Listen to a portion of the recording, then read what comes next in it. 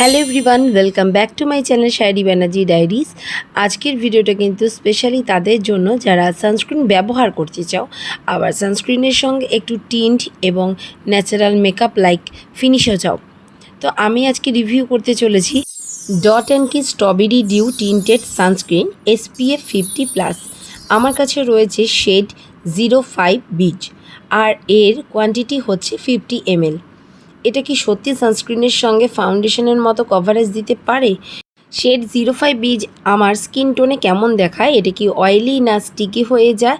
আর সবথেকে important, daily ইউজের জন্য কেমন? সব কিছুই কিন্তু ভিডিওতে একদম অনেস্টলি শেয়ার করব, তাই ভিডিওটা শেষ পর্যন্ত দেখো। প্রথমেই চলে আসছি এই প্রোডাক্টটির প্যাকেজিংয়ে। ডট অ্যান্ড কি এর সঙ্গে এই টিন্টেড সানস্ক্রিনের প্যাকেজিং দেখতে বেশ কিউট এবং অ্যাট্রাকটিভ। স্ট্রবেরি থিমের জন্য প্রোডাক্টটার প্রেজেন্টেশনের একটা ফ্রেশ ফিল রয়েছে। আমার কাছে যেটা ভালো লেগেছে সেটা হলো 50 ml এর কোয়ান্টিটি ডেইলি সানস্ক্রিন হিসাবে ব্যবহার করার জন্য একটা কনভিনিয়েন্ট সাইজ। আর আমার শেড হচ্ছে 05 বিচ। টিন্টের সানস্ক্রিনের ক্ষেত্রে কিন্তু নিজের স্কিন টোন অনুযায়ী শেড চুজ করা বেশ ইম্পর্ট্যান্ট, কারণ টিন্টেডের কালার বেশি লাইট বা বেশি ডার্ক হলে ফেস এবং নেকের মধ্যে ডিফারেন্স দেখা যেতে পারে। এবারে আসি সানস্ক্রিনের সবচেয়ে ইম্পর্ট্যান্ট বিষয় SPF। এই প্রোডাক্টে রয়েছে SPF 50, অর্থাৎ এটি ডেইলি সান প্রোটেকশনের জন্য তৈরি করা হয়েছে। তবে একটা কথা মনে রাখতে হবে, সবসময় শুধু সানস্ক্রিন লাগালেই সান প্রোটেকশন পুরোপুরি নিশ্চিত হয়ে যায় না। পর্যাপ্ত পরিমাণে অ্যাপ্লাই করতে হবে, বাইরে থাকলে প্রয়োজনে রিঅ্যাপ্লাই করাও প্রয়োজন। আর টিন্টেড সানস্ক্রিনের একটা অ্যাডভান্টেজ হচ্ছে এটা সানস্ক্রিনের পাশাপাশি কমপ্লেক্সনকেও একটু মোর ইভেন লুক করে তুলতে হেল্প করে। এবার আমি প্রোডাক্টটা অ্যাপ্লাই করে তোমাদেরকে দেখাচ্ছি। আমি একদমই অল্প পরিমাণ নিয়ে মুখে ডট ডট করে নিচ্ছি এবং তারপর ইভেনলি ব্লেন্ড করছি। টেক্সচারটা আমার বেশ কমফোর্টেবল মনে হচ্ছে। এটা ট্র্যাডিশনাল হেভি ফাউন্ডেশনের মতো ফিল দিচ্ছে না। ব্লেন্ড করার পর স্কিনের উপর একটা টিন্টেড ডিউই লুকিং ফিনিশ পাওয়া যাচ্ছে। তবে একটা কথা, টিন্টেড সানস্ক্রিনকে ফাউন্ডেশন ভেবে ব্যবহার করলে কিন্তু ডিসঅ্যাপয়েন্টমেন্ট হতে হবে। এটা মূলত সানস্ক্রিন যার মধ্যে টিন্ট রয়েছে, তাই হেভি মেকআপের মতো ফুল কভারেজ এক্সপেক্ট না করাই ভালো। এবারে আসছি এর সবচেয়ে ইন্টারেস্টিং পার্টে, শেড 05 বিচ।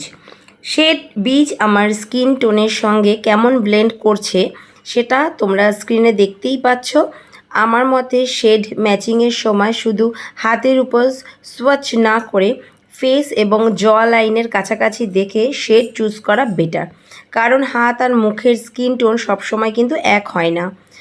শেড 05 বিচ আমার ক্ষেত্রে একটা ন্যাচারাল লুকিং টিন্টেড ফিনিশ দিচ্ছে, খুব বেশি হোয়াইট কাস্টের মতো দেখাচ্ছে না এবং স্কিনের ওভারঅল অ্যাপিয়ারেন্সকে একটু মোর ইভেন দেখাচ্ছে।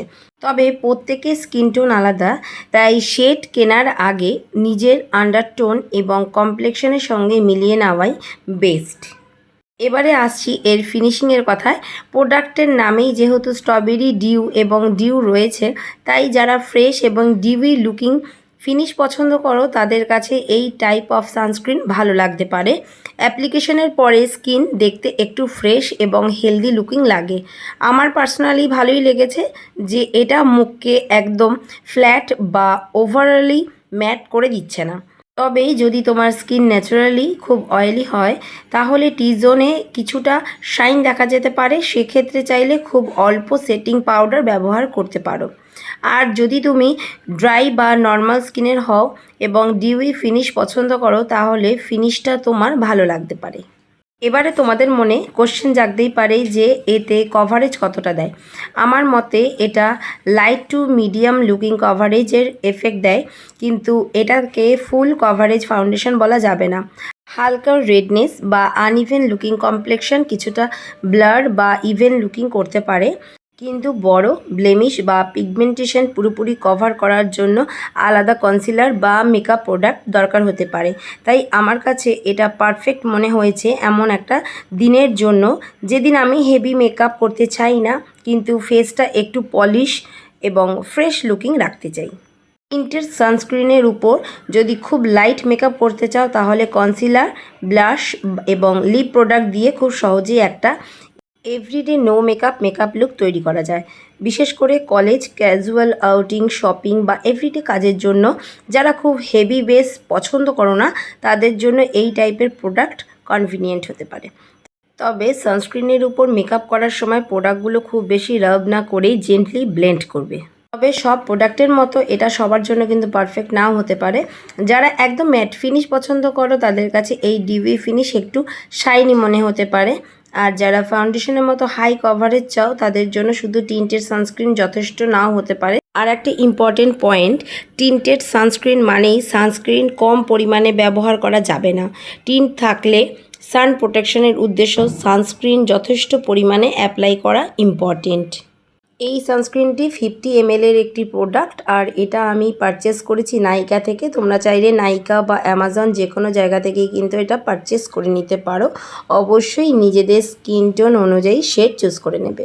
তোমরা যদি প্রোডাক্টটির লিঙ্ক চাও অবশ্যই কিন্তু আমি এই ভিডিওর সাথে অ্যাটাচ করে দেবো, তোমরা সেখান থেকে পারলে চেক করে নিতে পারো। আর যদি তোমরা পারচেস করতে চাও তাহলে তোমরা সেখান থেকেও পারচেস করতে পারো। যদি তুমি একটা সানস্ক্রিন খুঁজে থাকো যেটা SPF 50 সঙ্গে টিন্টেড ফ্রেশ এবং ডিউই লুকিং ফিনিশ দেয় এবং এভরিডে মেকআপের জন্য খুবই হেভি বেস ব্যবহার করতে না চাও, তাহলে Dot and Key strawberry dew tinted sunscreen SPF 50 তোমরা কনসিডারেশন লিস্টে রাখতে পারো। আমার কাছে শেড 05B বেশ ন্যাচারাল লুকিং এবং ইজি টু ওয়্যার মনে হয়েছে। তবে শেড সিলেকশন এবং ফিনিশ প্রেফারেন্স এই দুটোই বিষয় কিন্তু তোমাদের নিজেদের স্কিন টোন এবং স্কিন টাইপ অনুযায়ী কনসিডার করবে। তো বন্ধুরা, আজকের রিভিউটি যদি তোমাদের ভালো লেগে থাকে তাহলে ভিডিওটি একটা লাইক করে দিও। আর তোমরা যদি এই প্রোডাক্টটি আগে ইউজ করে থাকো তাহলে তোমাদের এক্সপিরিয়েন্স অবশ্যই কমেন্ট সেকশনে জানাবে। আর এমন honest beauty product review, skin care review, makeup product review পেতে আমার চ্যানেলটা সাবস্ক্রাইব করে পাশে থাকা বেল বাটনটি প্রেস করতে ভুলো না। এখানেই শেষ করি। স্টে বিউটিফুল, স্টে কনফিডেন্ট আর নিজের স্কিনের যত্ন নিতে ভুলবে না। Bye everyone, see you in my next video.